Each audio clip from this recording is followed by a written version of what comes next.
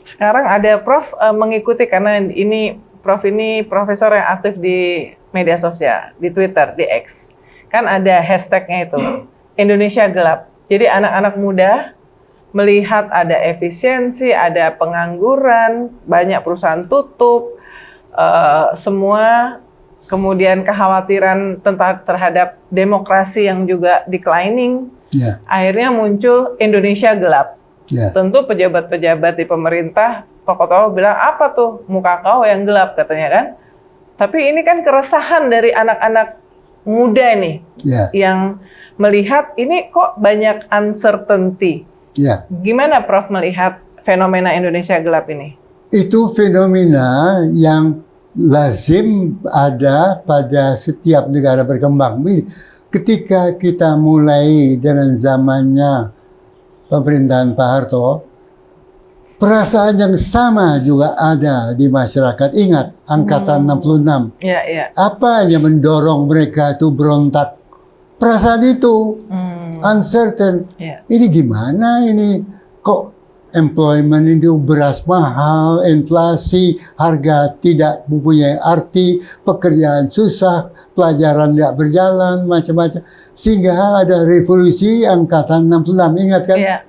Jadi, maksud saya, the youth is responding terhadap hal yang memang hidup gitu.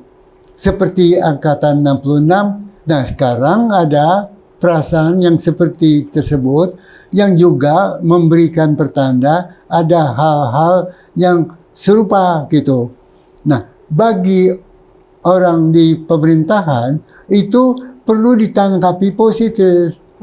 Seperti waktu kita dalam zamannya Pak Harto ketika angkatan 66 mengadakan semacam demonstrasi, jangan dihadapkan dengan kekuatan ABRI.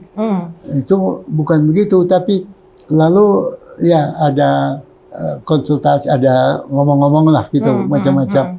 Dialog ya. Tapi jadi the youth dia responsif terhadap apa yang dia rasakan. Dia tidak mempunyai informasi lengkap tentang apa sih yang terjadi, why terjadi, bagaimana. Nah, dia melihat keadaan seperti 66 itu. Jadi kita harus menanggapinya secara rasional, edukatif tersebut itu, seperti dalam kita menanggapi angkatan 66 tempoh hari. Jadi bagi saya ini suatu hal yang normal, tetapi yang perlu ditanggapi pemerintahan secara bijaksana itu. Jangan dianggap sepi, seolah-olah tidak ada. There is something going yang tidak begitu menyenangkan. Nah, itu perlu kita tangani dan tidak perlu kita, wah ini kok begitu, ini sikat. Nah, itu keliru. Itu try to understand the underlying forces gitu. Ya.